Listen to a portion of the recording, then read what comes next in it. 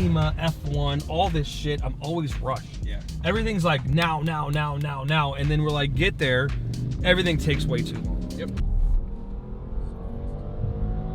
Everyone underestimates the power of Phantom. Well, it is a twin turbo V12 with 700 horsepower because mine's tuned. I put gas in this car every single day. So I was at a RM auction, one of them in Monterey, like 2021 or something like that. I met this dude, Doug, and he was like, hey, how's this Koenigsegg? I said, it's the fucking best car ever. CCX. And I had my CCX still at the time. But he was like, should I buy that car? And I was like, yeah, dude, of course. So I was like bidding on it, and he was like, are you done? And I was like, yeah, dude, $1 million. That's kind of where I wanted to spend. And he was like, okay. So he went up and was like, 1, 2. He just raised his hand and bought the car. Now he's got 2 of them. It's his favorite car. So he came, we had lunch today, and he gave me some Koenigsegg socks 4 years later and said thank you. All right, so welcome to Vegas. The F1 events are happening, and today we are getting ready, Tony and I, and Giannis. Welcome, Giannis. He has been editing these videos all the way from Greece for over a year now, and I thought, what a better way to introduce him to Vegas and the royalty kind of experience in the brand firsthand during F1 week. I mean, look at this place. This place is actually quite empty right now. It's kind of odd. But I think it's the calm before the storm. So we're at the Wynn right now. I've already registered. I'm gonna pick up my bidder passes for the RM auction, and we're gonna check out some of the cars. So tomorrow, which would be Friday at 3 o'clock, that's when I'm bidding on the cars. Now I think that I've sold a hypercar, and I wanted to replace it with a very similar hypercar, another upgraded version, but I think I've decided against it for the meantime, and I'm gonna go with potentially Carrera GT. That's kind of the car I'm looking at. We step into the new year. It's a time for reflection and personal growth. Nurturing my mental health has always been critical, and BetterHelp has played a crucial role in that. I've personally experienced losing friends, colleagues, business relationships. I even lost one of my closest employees just a few weeks ago. It hurts. It really does. And having someone to talk to is the most important part of moving past those things and moving forward.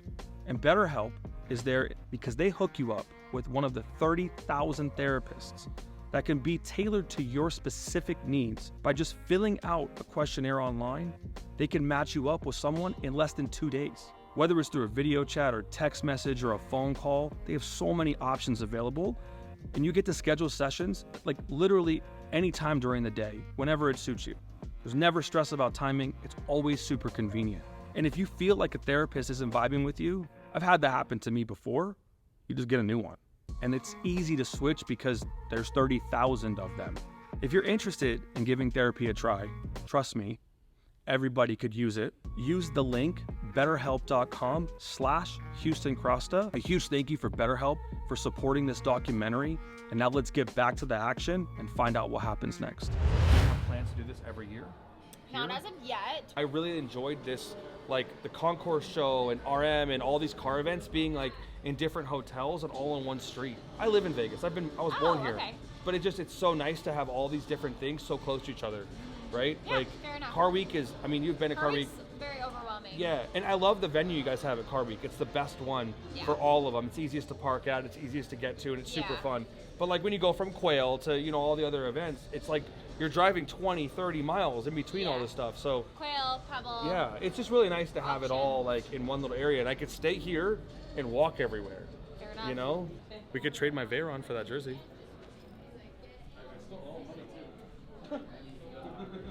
Okay, so this is a really, really important car for me. All right, this car is almost a complete twin of a car that I have that I'm currently restoring. So I have 2 Countachs currently right now, one black one, one white one, and my 84 is white with a red interior with the same miles, about 20,000 miles, and it's currently at George Evans. So I'm hoping this car crosses the block with a 7 in front of it. Now my black one, I think is already worth $1 million. It's a Weber carburetor car. It's pretty wild.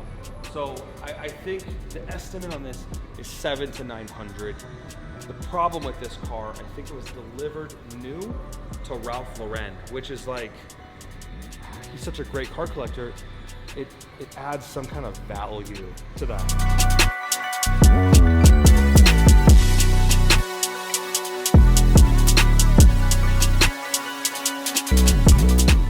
Original paint, and you can see like it's not even that good of quality. There's a lot of swirls here. This car in this condition, oh, it's actually been painted. Look, you can see it right there. It's been repainted, so it's not even original paint. See, I was already wrong about something. But you can see the red marks inside the rubber. If this car hits 700, I'm rich. That's all I can say. I did a good investment, and I bought a couple of Countachs like 4 years ago. So pretty stoked about this. This is a very important car for me.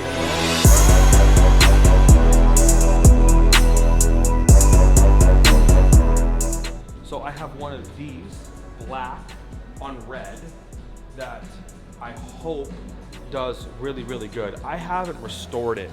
So this is like a cream puff car. I mean, oh my God. That's why the estimate's in the millions. I'm surprised I let this car out here. Dude. This thing is perfect.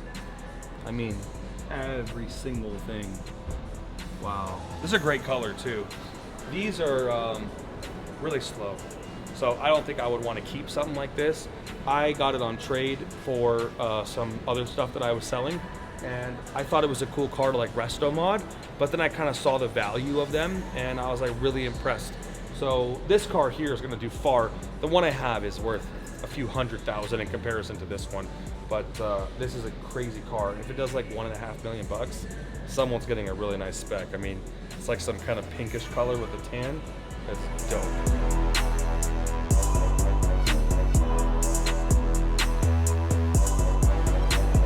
Kind of funny. I purchased one of these 1988 turbo, and I sold it. It had high miles. Splitter was kind of cracked and everything. I sold it for $148,000. So this is pretty interesting. I think it's really crazy is that back in the 80s, they didn't have fender liners. This is all open, and you just get so many rock chips and shit in there. It's kind of weird. I love the look of this car. This is gonna be a really expensive car one day. Like that one right there, the black one. That car right there is one of the sickest cars to drive for the era. And I think it's really, really a good investment. A Turbo S, this is probably close to, if I had to guess, 500 plus. Okay, I was like way off. Like this is something else.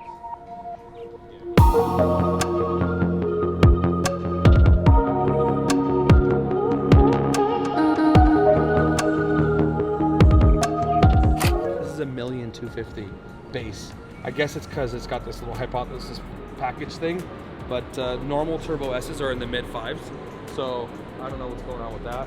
It's a sick car. Let's go to the other side and we'll check out the ones that I'm looking at bidding on. I don't know why, Tony. I just like it. Do you like it? You know, you suck. Okay. I think this is a cool car. I don't know why I hate yellow, but ever since I got a yellow Murcielago, like now I want other yellow cars to match it. It's really stupid, right? Now, I don't know if this is a car for me, but they have a white, they're obviously removing the cars, but they have a white 918. And I think that's a really cool car too, because the 918 is a great car to use all the time. The car I truly came to look at over here is sitting right on over there. I got my little thing, look at this. I got a light up paddle. Light up, right? All right. That's sweet. I know, right? All over the place. So you gonna look at this one?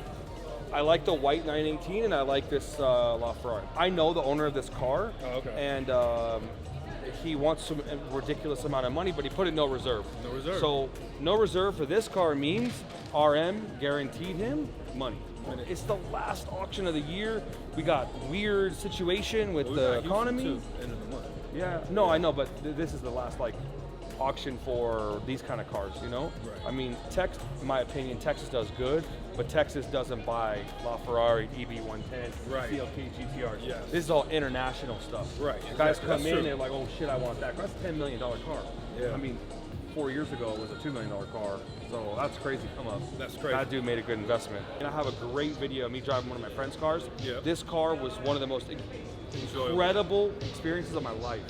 But that car, when I drove it, was $2.2 million. Really? And now it's That's a $4 big million, difference, yeah. dude. And it's still ahead of its time. Do you know what the sticker on this car was? Like between 1.4 and 1.6. 1.5 average. You know what kind of car this is for $1.5 million? Oh my god. It's tough because at $4 million, I want an Agera RS. But if this is like 3 and an RS is 4, I would buy this.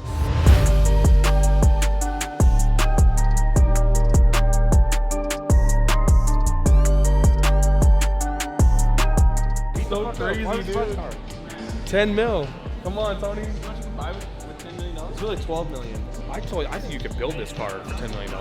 Houston made the mistake of leaving this with me, guys. And we're going to spend as much of his money as we can until he gets back from the bathroom. So, wish me luck.